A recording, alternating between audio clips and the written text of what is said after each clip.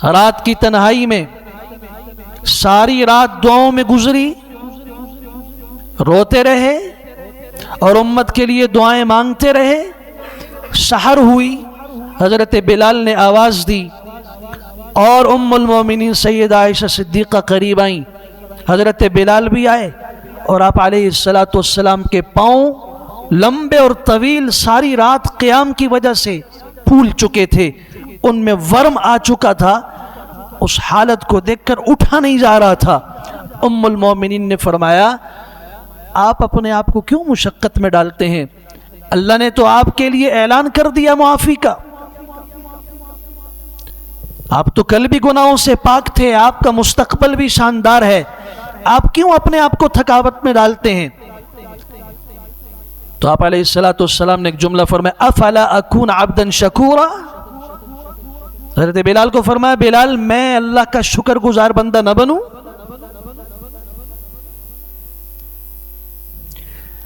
کیسے ہمارے دلوں کو اطمینان مل جاتا ہے اور ہم کہتے ہیں کہ دین، جب بات کی جاتی ہے کہ نماز کی پابندی کرو، نماز چھوڑنے کی یہ وعیدیں ہیں، حج نہ کرنے پر یہ وعید ہے۔ امام الانبیاء صلی اللہ علیہ وسلم نے فرمایا تھا جس پر حج فرض ہے استطاعت حج نہیں کرتا، ہمیں کوئی پرواہ نہیں ہے وہ یہودی ہو کے مرے یا عیسائی ہو کے مرے۔ چھوٹی وعید ہے۔ جب یہ بات کی جاتی ہے، کہا جاتا ہے نماز نہ پڑھنے پر ما سلککم فی سقر، کل پوچھا جائے گا، پوچھنے والے جہنمیوں سے پوچھیں گے سقر کی وادی میں، جہنم کی سخت گرم وادی میں تمہیں کون سی چیز لائی ہے؟ ان کا پہلا جواب ہوگا لم نکو من المصلین، ہم نماز نہیں پڑھتے تھے۔ آج جب ممبر سے بات کی جاتی ہے تو اس کو ہمارے لوگ سمجھتے ہیں یہ سختی ہے، ہم سمجھتے ہیں دین میں اتنا بھی نہیں جتنا انہوں نے کر دیا ہے۔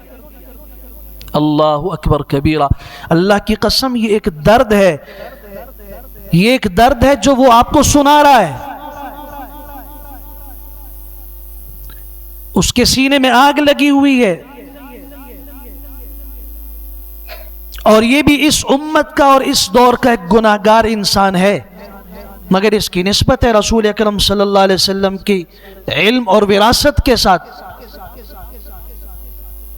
وہ اپنے لیے بات نہیں کر رہا، وہ میرے اور آپ کے مستقبل کی بات کر رہا ہے، وہ ہماری ہلاکت پہ پریشان ہے، اسے اپنے قرآن کی باتوں پہ یقین ہے، اپنے پیغمبر کے کلمات پہ یقین ہے، اس لیے وہ سنا رہا ہے، اور وہ یہ چاہتا ہے کہ تم بچ جاؤ، رک جاؤ، اپنے قدم روک لو، مگر ہم سمجھتے ہیں کہ نہیں،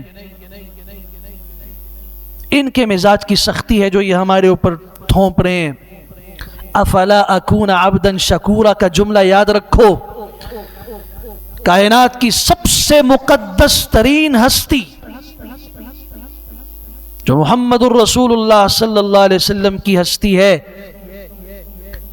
جو گناہوں سے پاک ہیں، معصوم ہیں، اس کے باوجود آپ فرما رہے ہیں کہ رب نے میری معافی کا اعلان کر دیا، رب نے مجھے حبیب بنا دیا، محبوب بنا دیا، مجھے حوض کوثر کے جام پلانے کا منصب عطا کیا، مجھے شفاعت کبریٰ دی، مجھے مقام محمود کا تاج پہنایا، جنت کے دروازے کی چابی میرے ہاتھ میں دی، سب سے بلند ترین مقام مجھے دیا، تو اس کا تقاضا کیا ہے کہ میں بیٹھ جاؤں؟ افلا اکون عبدا شکورا۔ جتنی بڑی نعمت ہوتی ہے اتنا ہی بڑا شکر ادا کیا جاتا ہے، غفلت نہیں کی جاتی۔